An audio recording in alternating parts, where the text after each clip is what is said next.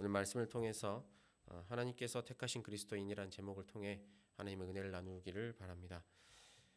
우리가 어떤 선택을 한다고 했었을 때는 그 선택에 대한 책임을 진다라는 말입니다. 입시생들이 대학을 지원을 해서 원하는 대학에 들어가면 그저 들어가면 끝인 게 아니라 대학생으로서의 의무를 다하고 학생으로서 수업을 열심히 참여하고 학생의 본분에 맞게 또한 교수의 말에 용납하고 순종하는 삶을 살아가는 것을 선택하기 때문에 또한 그 삶을 지향하면서 살아갑니다. 또한 취업 준비생들이 어떤 기업에 들어갈 때 선택을 하는 것은 물론 이익적인 부분 월급을 받으려고 하는 것도 있겠지만 비전적으로 보면 그 회사가 나아가는 방향을 공감하고 거기 안에서 자기가 어떤 이익을 취할지를 선택을 하고 또한 그 기업 문화에 순종하기 위해서 자기가 들어갑니다. 또한 어떤 학교나 회사가 어떤 사람을 뽑을 때에는 그 인물에 대한 선택을 했다는 것은 그가 노력한 만큼의 이익을 주고 가르치고 그에 대한 책임을 진다는 뜻입니다. 이처럼 하나님께서도 우리를 부르실 때 그런 책임감을 가지고 또한 하나님의 사랑 가운데서 하나님의 은혜 가운데서 인도하십니다. 창세기 12장을 보면 여호와께서 아브라함을 부르시는 장면이 나옵니다. 아브라함을 부르시는 것에는 재밌게도 어떤 조건이 없습니다. 그저 부르시면서 이렇게 말씀하십니다. 너는 너의 고향과 친척과 아버지의 집을 떠나 내가 내게 보여줄 땅으로 가라. 그리고 아브라함은 그 말씀을 듣고 순종함으로 말미암아 하나님의 복을 받습니다. 아브라함은 여호와의 말씀을 따라 고향을 떠나고 아브라함은 하나님의 뜻이 무엇인지는 정확히 알지 못했지만 그저 순종했습니다. 그리고 하나님께서는 아브라함을 통해 하나님의 뜻을 이루셨습니다. 디모데전서 2장 4절 말씀에 이렇게 말씀합니다. 하나님은 모든 사람이 구원을 받으며 진리를 아는 데 이르기를 원하시느니라. 아멘. 하나님께서는 모든 사람이 구원을 받고 진리를 알기를 원하십니다. 그 뜻을 이루시기 위해 아브라함을 75세 때 부르셨고 또한 예수님을 통해서 그 일을 완전하게 이루셨습니다. 그리고 아브라함을 부르신 것처럼 지금 이 시대에도 우리를 동일하게 부르시는 이유가 있습니다. 이사야 43장 10절 말씀인데요. 함께 하나님의 말씀 읽겠습니다. 나 여호와가 말하노라 너희는 나의 종으로 택함을 입었나니 이는 너희가 나를 입고 내가 그인 줄 깨닫게 하려 함이라. 나의 전에 지음을 받은 신이 없었느니라. 나의 후에도 없으리라. 아멘.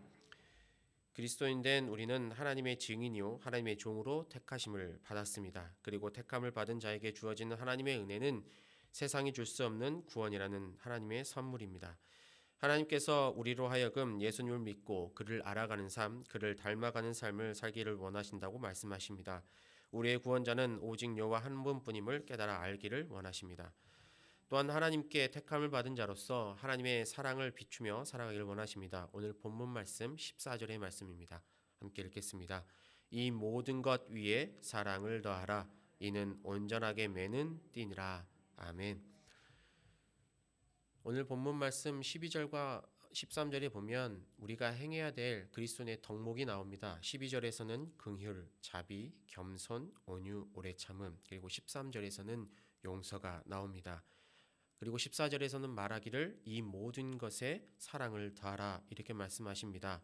번역했을 때는 이 모든 것 위에 사랑을 더하라 라고 이렇게 기록되어 있어서 따로따로 사랑을 더하면 좋고 못해도 지장 없다라는 의미로 생각할 수 있는데 본래적 의미를 찾아보니까 이 모든 것을 행하는 동안에 사랑이 있어야 한다. 혹은 이 모든 것에 대한 근거로서 사랑이 있다라는 말씀입니다.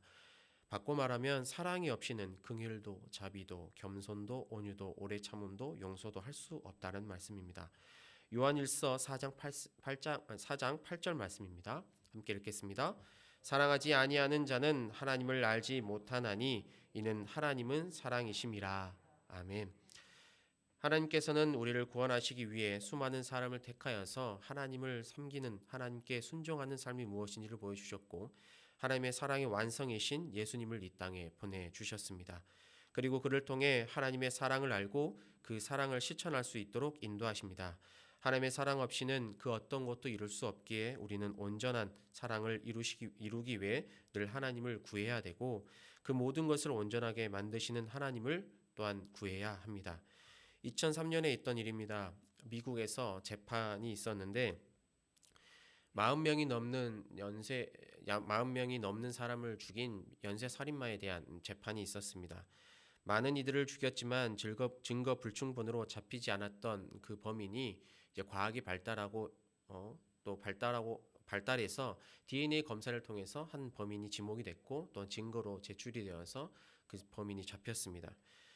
그런데 그가 문제가 있었던 것은 괜히 연쇄 살인마가 아니라 우리가 많이 들어왔던 사이코패스였습니다. 사이코패스는 공감 능력이 거의 없는 사회적으로 굉장히 능력이 결여된 사회적 능력을 할 수 없는 사람을 일컫죠. 그런데 이제 판사가 이 죄를 인정하느냐 여러 번 되물어도 아무런 감정 없이 네 인정합니다. 네 인정합니다. 아무런 표정 없이 그렇게 대답을 합니다. 범죄자에게 마지막 선고가 내려지기 전에 피해자들을 대면하면서 그 이제 범죄자에게 한마디씩 할 수 있는 기회를 준다고 합니다.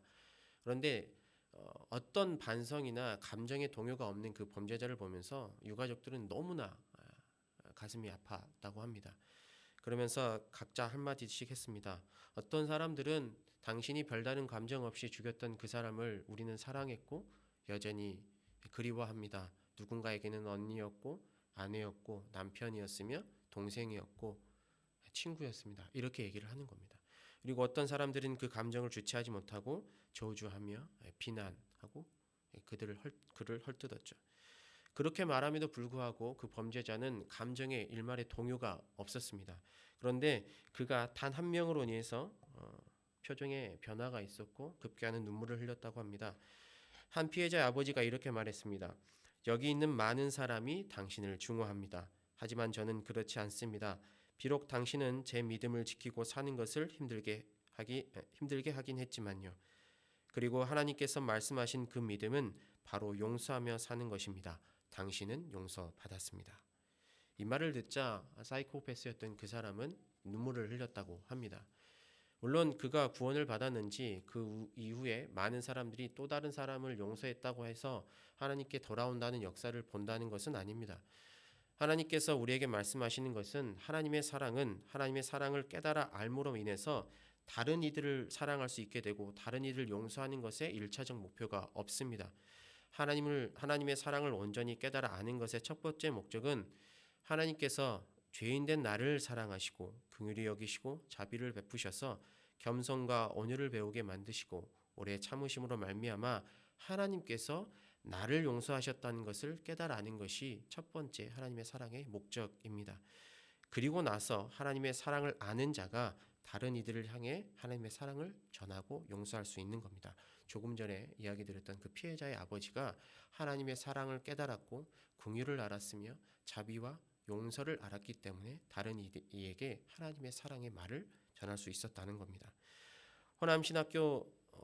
호남신학대학교 선교사 묘역이나 양화진 선교사 묘역에 가면 많은 분들이 이 땅 가운데서 선교를 하시다가 돌아가셨죠. 그런데 가슴이 아프게도 그들을 통해서 태어난 어린 생명들도 많이 묻혀 있다는 겁니다. 그 중에서 한 예가 태어나지 얼마 되지 않아서 이제 엄마가 젖을 주기가 부족하니까 염소나 양의 젖을 짜달라고 이제 현지인의 우리나라 사람이죠. 말을 했고 젖을 짜왔는데 그 젖을 받아먹고 어린아이가 젖을 떼기도 전에 죽었다는 거예요. 알고 보니까 손을 씻지 않은 비위생적인 상황에서 젖을 줬고 세균에 감염돼서 풍토병에 우리나라 사람이었다면 괜찮았을 겁니다. 유전적으로 이제 면역이 되어 있기 때문에. 그런데 지구 반대편에서 왔던 그분들은 전혀 풍토병에 대한 면역이 없었고 본인뿐만 아니라 어린 나이의 생명까지 보내는 그런 일들을 겪으셨습니다. 그럼에도 불구하고 대부분의 선교사님들은 그 어린 생명을 잃었음에도 불구하고 하나님께 감사함으로 선교 사역을 마지막까지 감당하시고 어린아이가 먼저 묻힌 그 옆에 부모된 자로서 묻히셨고 선교 사역에 모든 것을 바치셨습니다. 그리고 하나님의 품으로 돌아가셨죠. 이야기를 처음 들었을 때 정말 많은 생각이 들었습니다. 어떻게 그런 삶을 살아갈 수 있었을까? 자신의 생명뿐만 아니라 자녀의 생명까지 바치면서 이 땅을 사랑할 수 있었던 원동력은 무엇이었을까? 그것은 바로 우리를 향하신 하나님의 사랑 때문이었습니다. 하나님의 사랑을 깨닫지 못하고 알지 못하고 경험하지 못하는 사람들은 그런 삶을 알 수가 없고 감히 상상할 수도 없습니다. 하지만 온전한 하나님의 사랑을 깨닫게 된 선교사님들은 모든 것을 다 바쳐서 하나님의 사랑을 보여주며 살아가셨고 그 열매가 바로 이 자리에 있는 우리들이라고 할 수가 있습니다. 요한일서 4장 16절 말씀인데요. 함께 읽겠습니다. 하나님이 우리를 사랑하시는 사랑을 우리가 알고 믿었노니 하나님은 사랑이시라. 사랑 안에 거하는 자는 하나님 안에 거하고 하나님도 그의 안에 거하시느니라. 아멘. 하나님께 택함을 받은 우리는 하나님의 사랑을 알고 하나님의 사랑 안에 거해야 합니다. 하나님의 사랑을 온전히 깨닫고 그 사랑을 실천하며 살아가는 삶을 살아야 됩니다. 이것은 선택의 문제가 아니라 반드시 그렇게 해야 되는 우리의 책임과 의무의 문제입니다. 하나님께서 나를 사랑하신다는 것을 아는 자는 하나님 안에 거할 수 있습니다. 구원의 확신을 가진 그리스도인은 오직 하나님의 사랑 안에 거하도록 기도하고 또한 노력해야 됩니다. 완전하신 하나님의 사랑을 구하는 자로 살아가며 그 사랑을 바탕으로 긍휼과 자비와 겸손과 온유와 오래 참음과 용서를 실천하는 복된 하나님의 자녀 되시기를 바랍니다. 하나님께서 택하신 그리스도인은 또한 하나님께 감사하는 삶을 살아야 합니다. 본문 15절, 16절, 17절 말씀이 공통적으로 들어가는 게 감사하라입니다. 15절 말씀인데요. 함께 읽겠습니다. 그리스도의 평강이 너희 마음을 주장하게 하라. 너희는 평강을 위하여 한 몸으로 부르심을 받았나니 너희는 또한 감사하는 자가 되라. 아멘. 15절 말씀에서 강조하고 있는 게 평강과 감사입니다. 하나님께 택하심을 받은 우리는 평강을 위해 그리스도 안에서 한 몸을 이루고 있다고 말씀합니다. 이 말씀은 교회 공동체에서든지 가정에서든지 그리고 직장에서든지 그리스도인 된 우리는 하나님의 평강을 이루기 위해서 늘 애써야 한다는 말씀입니다. 그리스도의 평강이 너희 마음을 주장하게 하라는 말씀은 그리스도의 평강 속에서 우리가 늘 거하기 위해 우리는 늘 하나님을 의지해야 된다는 말씀이기도 합니다. 우리가 우리의 능력으로는 하나님의 말씀을 무엇 하나 이룰 수 없기 때문에 우리는 하나님과 함께 삶을 살아가도록 노력해야 되고 그것을 위해서 기도해야 됩니다. 그런 삶을 살아가기 위해서 일상 속에서 늘 감사하는 삶을 살아가도록 해야 합니다. 하나님을 의식하지 않고 의지하지 않으면 어떤 일을 하든지 간에 자기 자신이 주인이 되고 무엇을 하든지 자신의 능력으로 행했다는 교만이 찾아오게 됩니다. 하나님을 향한 감사의 표현은 우리로 하여금 교만의 길로 빠지지 않게 하는 강력한 능력이 됩니다.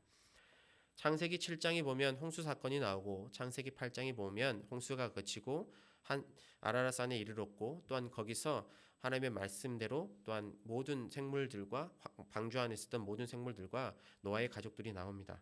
그리고 8장 20절과 21절의 말씀을 보면 노아가 가족들과 함께 나온 다음에 바로 행한 것이 바로 하나님께 제사를 드리는 일이었습니다. 20절에 이렇게 기록합니다. 노아가 여호와께 제단을 쌓고 모든 정결한 짐승과 모든 정결한 새 중에서 제물을 취하여 번제로 제단을 드렸더니 그리고 21절에 이렇게 기록되어 있습니다. 여호와께서 그 향기를 받으시고 그 중심에 이르시되 아멘. 노아는 하나님께 감사와 기쁨의 제사를 드렸습니다. 노아가 하나님께 기쁨과 감사로 나아갔기에 하나님께서는 제물의 향기를 받으셨습니다. 감사와 기쁨이 없이는 하나님께 온전히 나아갈 수 없음을 노아를 통해 알 수가 있습니다. 창세기 6장 6절에 의인이요 당대의 완전한 자이며 하나님과 동행했다고 노아를 이야기합니다.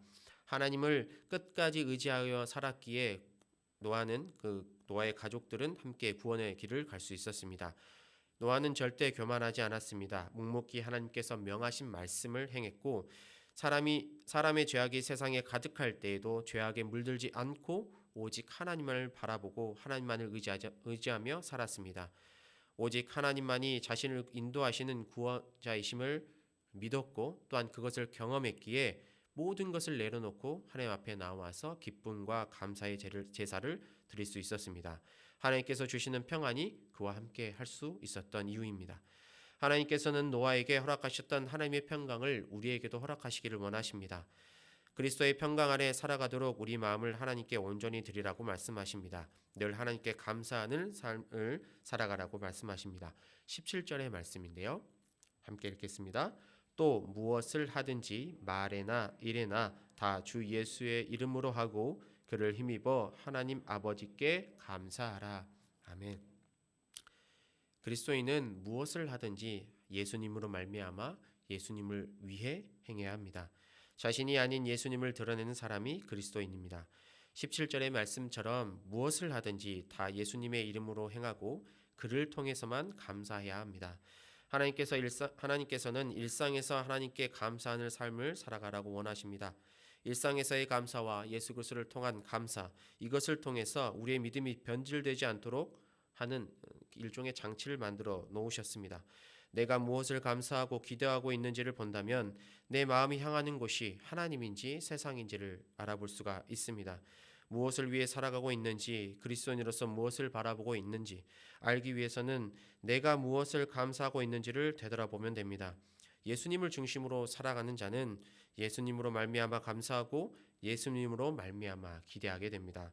반면에 세상의 가치를 따라 살아가는 사람은 세상으로부터 무엇을 얻었는지를 감사합니다. 그것을 통해 하나님께 감사한다고 할지언정 결국에는 자신의 만족, 자신의 욕심, 자신의 탐심을 채웠기 때문에 세상으로부터 얻어지는 이익을 감사했기 때문에 결국에는 하나님께 감사한다고 할지라도 그것은 일시적인 감사이며 세상을 향한 감사일 수밖에 없습니다. 그리고 자신이 원하는 것을 얻지 못한다면 자신이 처한 상황에 대한 불평과 불만, 급기야는 하나님을 향한 원망을 할 수밖에 없는 것이 인간의 모습입니다. 출애굽기 16장에는 이스라엘 백성들이 만나와 메추라기를 얻게 되는 과정을 기록하고 있습니다. 그런데 이 만나와 메추라기를 얻게 되는 과정을 보면 온전하게 하나님께 나아가서 간절히 바라고 또 하나님께 순종함으로 얻는 것이 아니라 온갖 불평과 불만 또한 아론과 모세를 협박함으로 말미암아 얻게 되었습니다. 그래서 출애굽기 16장 8절에 보면 이렇게 기록되어 있습니다. 모세가 또 이르되 여호와께서 저녁에는 너희에게 고기를 주어 먹이시고 아침에는 떡으로 배불리시니니 이는 여호와께서 자기를 향하여 너희가 원망하는 그 말을 들으셨음이라. 우리가 누구냐? 너희의 원망은 우리를 향하여 함이 아니요 여호와를 향하여 함이로라. 아멘. 하나님께서는 이스라엘 백성이 원한 대로 먹을 것을 주십니다. 그런데 주심은 하나님의 사랑 때문이지 그들이 온전하게 하나님 앞에 나왔기 때문이 아니었습니다. 그들의 중심에는 불평과 불만이 넘쳤고 원망이 하나님을 향하여 넘쳐났습니다. 출애굽기 2장에 보면 이스라엘 백성들이 고된 노동으로 말미암아 탄식하고 하나님께 부르짖습니다. 그리고 하나님께서는 그 소리를 들으시고 모세를 부르셨습니다. 이스라엘 백성은 하나님을 알았고 하나님께 부르짖으면 하나님께서 도와주신다는 일말의 믿음, 자그마한 믿음이 있었습니다. 하지만 이스라엘 백성은 자신들이 어떤 삶을 살았고 자신들이 왜 하나님을 향해 부르짖었는지를 잊고 말았습니다.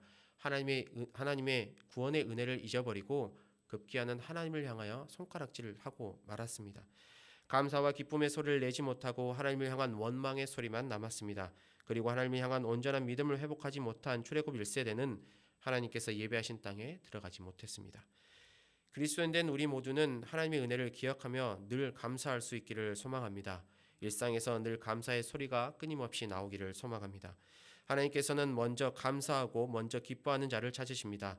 시편 37편 4절 말씀에 또 여호와를 기뻐하라 그가 내 마음의 소원을 내게 이루어 주시리로다 라고 말씀하십니다.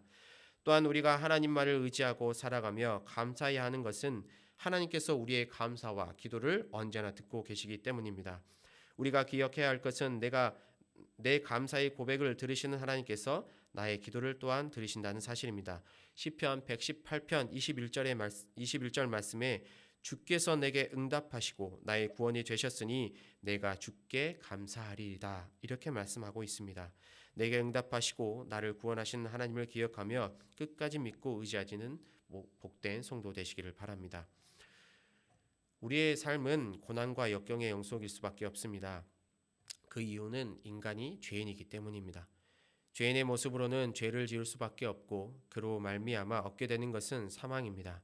하지만 그 길을 걷지 않고 생명의 길을 가도록 은혜의 길을 가도록 인도하신 분이 예수 그리스도이십니다.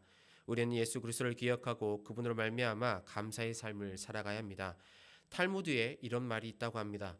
세상에서 가장 현명한 사람은 배우는 사람이고 가장 강한 사람은 자신을 이기는 사람이며 가장 행복한 사람은 항상 감사하는 사람이다. 감사란 주어지는 것이 아니라 자신이 발견하는 것이다. 우리의 능력으로는 숨쉬는 것처럼 자연스럽게 감사할 수가 없습니다. 아무렇지 않게 죄를 지을 수는 있어도 전혀 의식하지 않고 감사할 수는 없습니다. 예수님으로 말미암지 않고는 감사와 기쁨의 삶을 살 수 없다는 말입니다. 감사는 선택이라고 합니다. 어떤 상황에서도 하나님을 의지함으로 감사해야 한다는 말입니다. 감사하도록 노력해야 합니다. 우리 모두 예수 그리스도로 말미암아 감사의 삶을 살아가도록 기도하는 모두가 됐으면 좋겠습니다. 마지막으로 에베소서 5장 20절과 21절 말씀 함께 읽겠습니다. 범사에 우리 주 예수 그리스도의 이름으로 항상 아버지 하나님께 감사하며 그리스도를 경외함으로 피차 복종하라. 아멘. 우리는 하나님께서 택하신 그리스도인입니다. 우리는 하나님으로 말미암아 기뻐하고 예수님 안에서 감사하며 하나님의 사랑 안에서 하나님의 말씀에 순종하는 자가 되어야 합니다. 예수님으로 말미암아 감사하며 기뻐하는 우리의 모습을 통해 하나님께서는 영광 받으십니다. 예수 그리스도를 믿는 믿음 안에서 하나님을 기쁘시게 하는 복된 하나님의 자녀 되시기를 바랍니다. 함께 기도하겠습니다. 하나님 감사합니다. 하나님의 사랑 안에서 살아가도록 저희를 택하여 주시고 구원의 길을 걸어가게 하심에 감사를 드립니다. 저희가 하나님의 은혜를 잊지 않도록 하시고 세상의 가치가 아닌 하나님의 말씀에 순종하는 삶을 살아가도록 인도하여 주시옵소서. 오직 주님만 의지하게 하시고 하나님의 사랑받는 자로서 긍휼과 자비와 겸손과 온유와 오래 참음과 용서를 실천하는 하나님의 복된 자녀 되게 하시옵소서. 일상 속에서 감사가 넘치게 하시고 언제나 하나님께 영광 돌리는 하나님의 백성 되기를 소망합니다. 주님, 이 시간 잊지 아니하고 감사의 예물 올려드립니다. 마음속에 각자의 기도 제목 있습니다. 기뻐 받아주시고 주님께서 응답하여 주시옵소서. 항상 저희와 함께하여 주시기를 소망합니다. 예수 그리스도 이름으로 기도드립니다. 아멘.